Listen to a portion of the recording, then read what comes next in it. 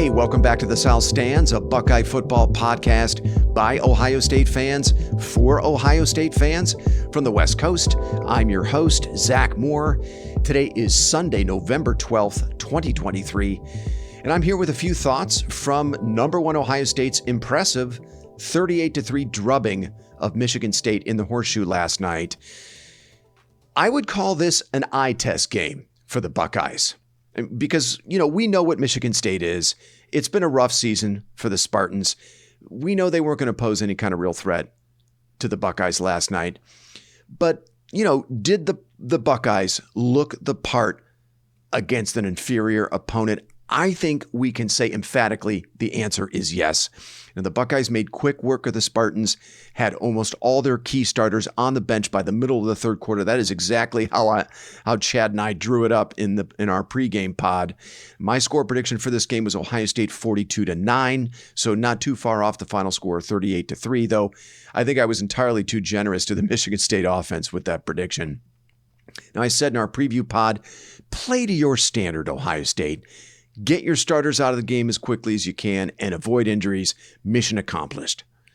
Now, the Ohio State offense came out of the gates humming, scoring touchdowns on 5 of their first 6 possessions. They took a 35-3 lead into the half.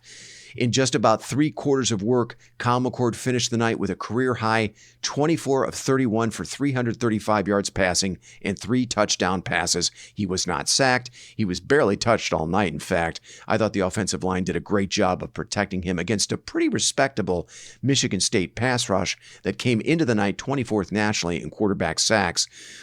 McCord did not turn the ball over. I thought he looked about as comfortable at the controls last night as he has at any point this season. McCord's first touchdown pass to Marvin Harrison Jr. from 26 yards out in the right corner of the end zone. It was the kind of throw that C.J. Stroud used to make. Now, he also had an 18-yarder to Cade Stover on a back shoulder throw that I thought was actually pretty well defended. And then finally, McCord hit Marvin Harrison Jr. from 57 yards out to start the third quarter on a throw that easily traveled 50 yards in the air. Look, those were all NFL throws. So I continue to be impressed by Kyle McCord. I issued a pretty emphatic defense of McCord last week in my post-game pod. I just think he's played well this year. He's been impressive under some tough circumstances, having his skilled players in and out, having an offensive line that's needed most of the season to gel, himself dealing with a little bit of an injury with his ankle. So McCord, very impressive last night, albeit against an overmatched opponent in Michigan State. But look, he was great. He was ripping throws all night, very accurate, 24 of 31. So great performance by McCord. It's exactly what you want to see at this stage of the season. McCord starting to reach his ceiling, we think, as a thrower. And what can you say about Marvin Harrison Jr.? In just over 2 quarters of play last night, he finished with 7 receptions on 9 targets for 149 yards and 2 touchdown receptions. He also scored on a 19-yard reverse, which was a nifty play designed by Ryan Day. That was on Ohio State's first possession of the game. And by the way, that was the first rushing touchdown of Marvin Harrison Jr.'s career. Now, Ryan Day wisely pulled Harrison Jr. from the game along with the rest of the Buckeyes' first-team skilled players after the first possession of the third quarter. And with last night's performance, Harrison Jr. becomes the first Ohio State receiver in program history with 2 1,000-yard receiving seasons. Harrison finished the 2022 season with 1,263 yards receiving. He now has 1,063 receiving yards this year with 2 regular season games still to play. And according to DraftKings, Harrison Jr. has the 3rd best odds to win the Heisman Trophy at plus 450 behind Bo Nix of Oregon and Michael Penix Jr. of Washington. Now, his performance in 2 weeks against Michigan will likely determine whether he has any real chance of winning what is really a quarterback award. But a big game against the Wolverines will all but guarantee him at least an invite to New York. So that is a storyline to watch now as we move here over these last 2 weeks of the regular season. It was good to see Cade Stover back in the lineup after a 1-week absence, making an impact in this game. Stover did not play last week at Rutgers, and while he was on the field the week before against Wisconsin, he was not targeted in that game. Now, Stover is clearly still dealing with a knee injury of some kind. He's wearing a very bulky brace on his right knee. But last night didn't seem to bother him. He caught all 7 of his targets for 79 yards and a touchdown. Stover is now first among tight ends in the Big Ten in receiving yards with 508. And earlier this week, he was named one of 9 semifinalists for the John Mackey Award, which goes to the country's top tight end. And I actually think he has a pretty good shot to win that. He'll need to close strong with good performances against Minnesota next Saturday and Michigan on November 25th to do it, but I think he's got a real shot. Now, Trey Henderson got his work in early last night, 13 carries for 63 yards and a touchdown. Then Ryan Day wisely got him out of the game. Henderson did not play in the second half. And, I thought his night played out exactly as I had hoped. I also continue to love what Ryan Day is doing with Xavier Johnson in the run game. 4 carries for 40 yards. Johnson also caught a 31-yard pass on a wheel route in the first half. I love what the Buckeyes have right now in the run game, with Henderson playing at his ceiling as your home run hitter and lead back. Chip Trainum, the veteran who's willing to do all the dirty work, but is a very capable runner when his number is called. And then you have a sprinkling of Xavier Johnson on jet sweeps and reverses, who also gives you a little something in the slot as a receiver. It took us most of the season to get here, but this is now a very healthy rushing attack that complements the passing game, which is the tip of the spear for this offense, as we know. But now the passing game doesn't have to carry the load as the offense, to be the entire offense. So I love what we're seeing with the run game now, and it's all coming together at just the right time for the Buckeyes. Now, the final piece I think that needs to fall into place for this offense is Emeka Egbuka, who still appears to be working his way back from an ankle injury that he sustained against Maryland. Only 1 catch for 12 yards on 4 targets for Egbuka last night, but that was only in 2 quarters of action. Now, Egbuka was pulled along with the starters in the third quarter, and at one point in the first half, he left the game briefly, limping slightly on that ankle.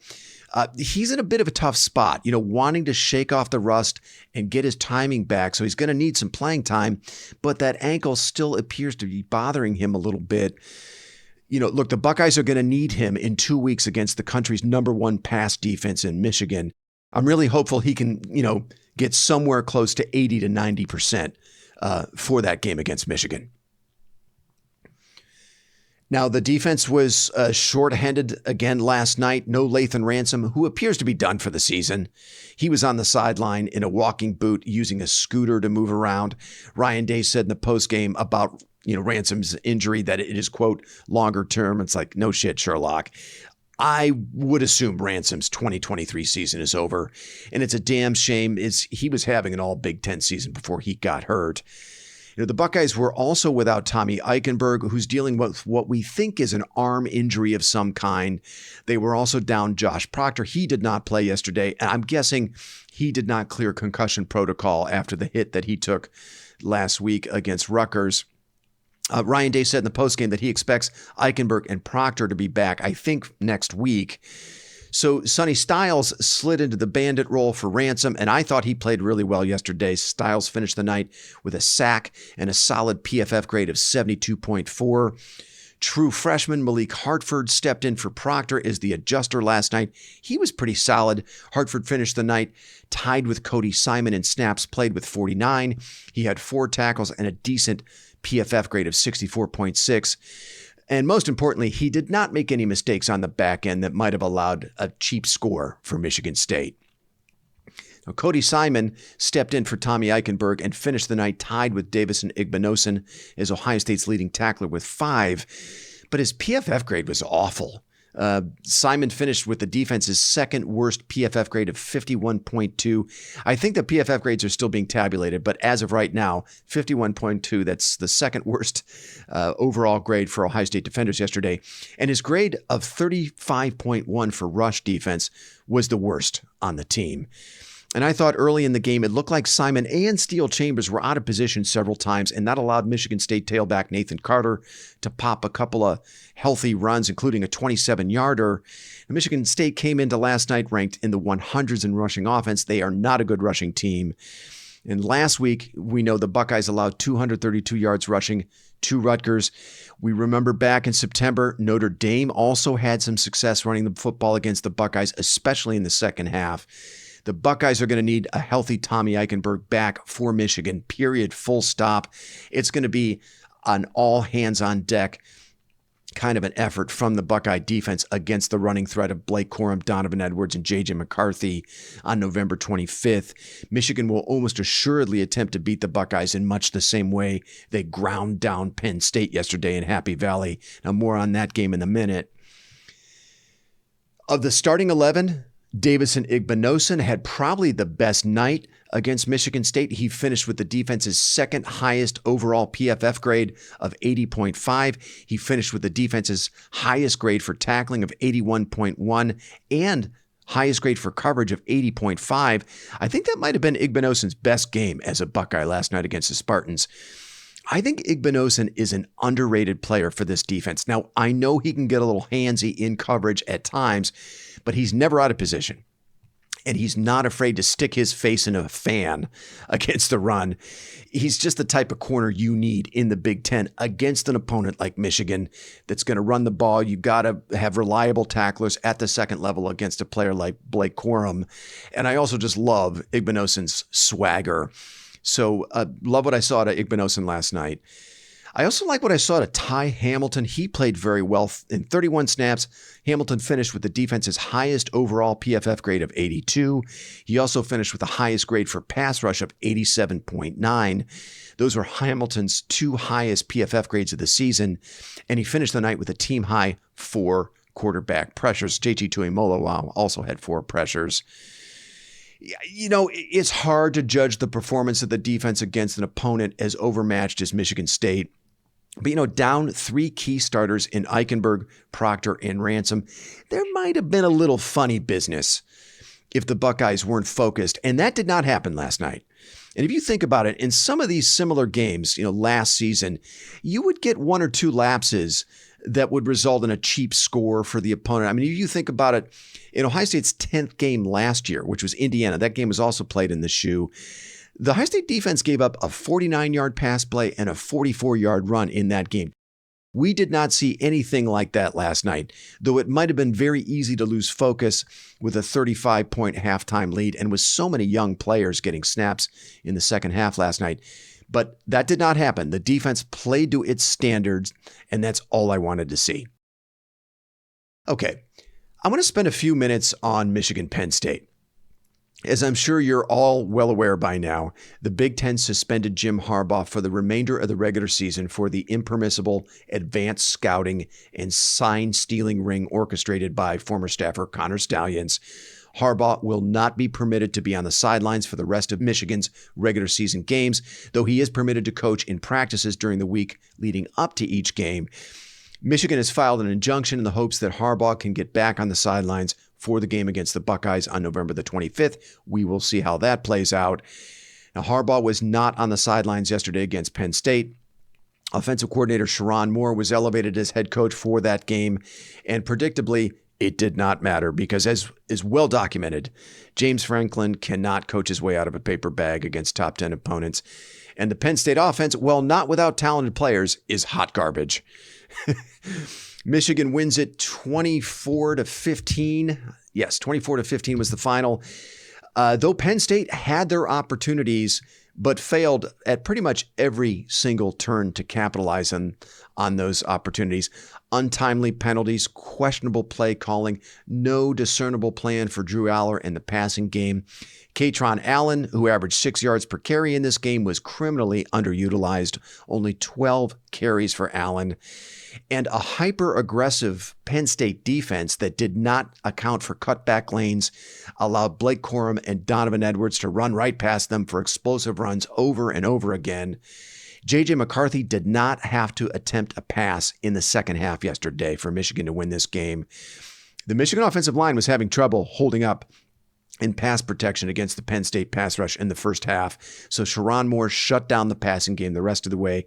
J.J. McCarthy's last pass attempt of this game was at the 6:14 mark of the second quarter. And the Penn State defense was powerless to stop the Michigan rushing attack, even though the rushing attack is several notches below where it was a year ago. Last year, Michigan was 5th nationally in rushing offense at 239 yards per game. And even after yesterday's big output against Penn State, they're only 44th nationally this season at 173 yards per game. Their per carry average is also down almost a full yard from last year. In 2022, the Michigan rushing attack averaged 5.58 yards per carry, which was 3rd nationally. This year, that average is all the way down at 4.62 yards per carry. That's 44th nationally. And yet the Penn State defense could not contain the Michigan rushing attack when it really mattered.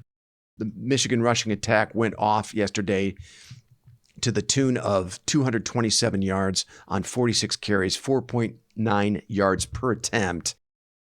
Give Michigan credit for a solid road win, but I thought this game was more about the complete ineptitude of James Franklin and Mike Yurcich to field a competent offense and the total lack of discipline from Manny Diaz's defense, which proved fatal for Penn State in this game.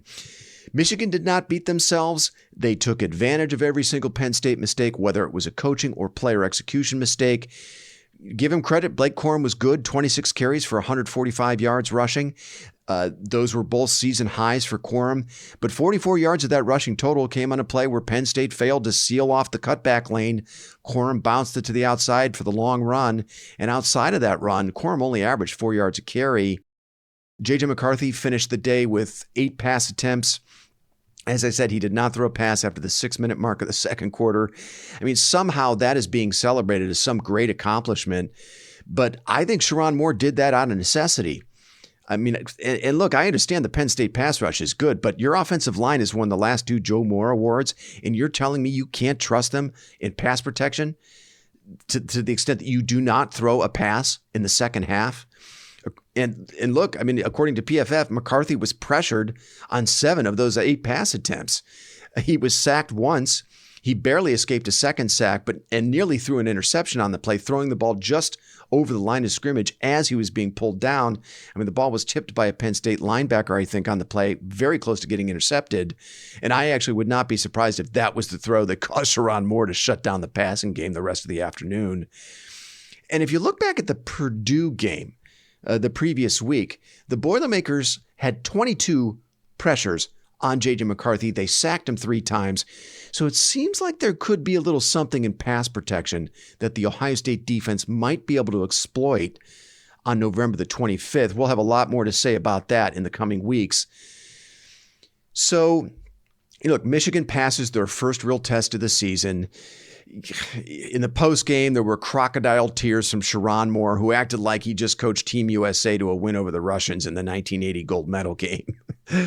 There was a tweet from David Ubben of The Athletic that I thought really captured the moment perfectly. Ubben said, quote, "Credit Michigan for persevering through the adversity of facing consequences for brazenly breaking a well-known rule for multiple seasons," end quote. Look, Michigan is trying to manufacture some adversity out of this whole situation, and I just think it's pathetic. I would be embarrassed if I were a Michigan fan. So where do we think Ohio State lands in Tuesday's new playoff rankings? Don't be surprised to see Ohio State vaulted by Georgia, who blew out the Penn State of the South, Ole Miss, 52-17. The Rebels were a top 10 win. And if you could see me right now, I'm using air quotes when I say top 10 win for Georgia. And look, that's fine by me. Put Georgia at number 1, even though the Buckeyes look dominant and every bit the part of a number 1 team, albeit against a lousy Michigan State team. I do think the Bulldogs will be your new number 1. Michigan could potentially vault the Buckeyes as well into the number 2 spot. They were impressive beating Penn State, but look, Ohio State has that same win on their resume. They were just as dominant against Penn State, and they still own a road win at top 20 Notre Dame. Michigan does not have another win on their resume that compares to that. So I have a feeling the committee probably keeps the Buckeyes ahead of Michigan at number 2. I think Michigan holds at 3. And I wonder if Washington might have done enough after beating a top 20 Utah team to jump Florida State, who struggled at home with unranked Miami, to move into the number 4 spot. So I think Washington might very well move into the number 4 spot, leapfrogging Florida State, but we'll see. Okay, that's going to do it for me. Look for a preview of Ohio State's next opponent, the Minnesota Golden Gophers, from Paige, Chad, and myself this coming Thursday. Until then, thanks so much for listening, and go Bucks.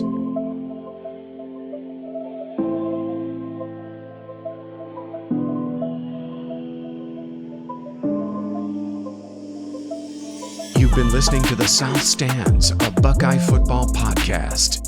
You can follow us on Twitter, Instagram, and Facebook, and visit our website at southstandsosu.com.